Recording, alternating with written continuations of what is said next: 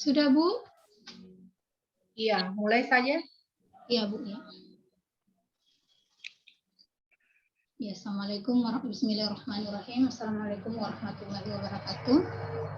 Waalaikumsalam warahmatullahi wabarakatuh. Ya, ini saya akan mempresentasikan RPP bagian kedua. Di sini ada nama, kemudian mata pelajaran, kelas, semester, tahun pelajaran. Di sini ada kompetensi inti. Kompetensi inti di mana terdiri ada 4. Di sini saya ambil 2 saja, Pak. Terus di sini ada kompetensi dasar. Kompetensi dasar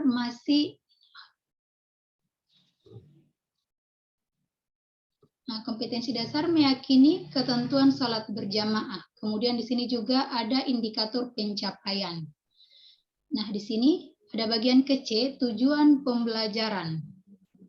Di sini tujuan pembelajaran, kemarin saya sudah bahas tentang salat berjamaah. Kemudian di sini masuk bagian kedua atau pertemuan kedua dengan pembelajaran dengan materi syarat imam dan makmum. Materi pembelajarannya pertemuan kedua syarat imam dan materi pembelajaran pada pertemuan kedua. Di sini ada bagian E, model pendekatan dan metode pembelajaran. Yang saya pakai di sini, Pak, Bu, pendekatan saintifik, kemudian strategi discovery learning, kemudian metode yang saya pakai ceramah, diskusi, tanya jawab, demonstrasi. Kemudian media pembelajaran, saya cuma pakai laptop karena kita di perkampungan sini tidak ada internet atau yang lain-lainnya. Teknologi juga kurang, cuman saya pakai media pembelajaran pakai laptop. Terus alat pembelajaran di sini saya pakai spidol, papan tulis, sama poster atau gambar. Kemudian sumber belajar. Di sini saya pakai buku fikih kelas 7 Kementerian Agama Republik Indonesia tahun 2020. Kemudian juga di sini ada buku siswa. Nah, di sini ada langkah-langkah kegiatan pembelajaran. Ada pertemuan pertama, di mana sebelum memulai pembelajaran harus ada kegiatan pendahuluan. Kemudian di sini ada kegiatan inti. Kegiatan inti, kemudian ada beberapa kegiatan inti. Kemudian yang ketiga ada penutup. Selesai penjelasan atau pemberian materi, ada kegiatan penutup. Terus di sini ada penilaian, remedial dan pengayaan.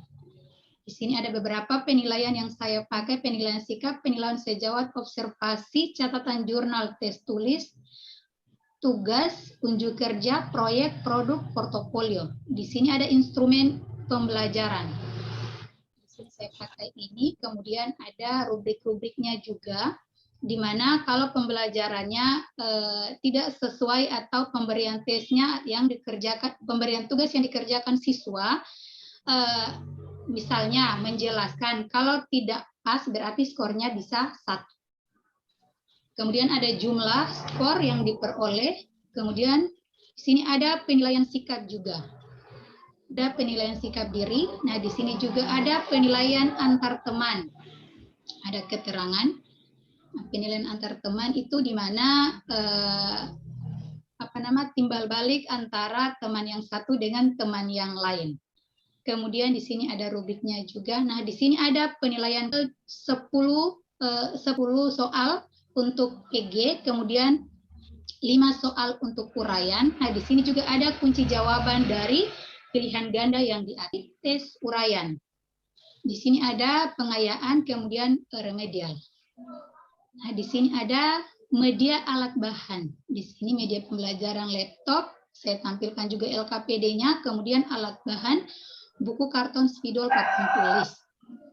Karena sekolah kita masih minim, Pak, Bu, tidak ada akses internet atau kemudian juga aplikasi, tidak ada jaringan. Nah, di sini saya lampirkan LKPD. Nah, LKPD ini di mana peserta didik lembar kerja pada peserta didik, di mana saya memberikan tugas kepada peserta didik, lalu peserta didik kerjakan, kemudian diisi hasilnya. Ini pun mengamati. Oke, ini saja Pak, sekian dan terima kasih. Hasil presentasi saya tentang RPP saya Pak yang saya tampilkan ini. Bu. Pak.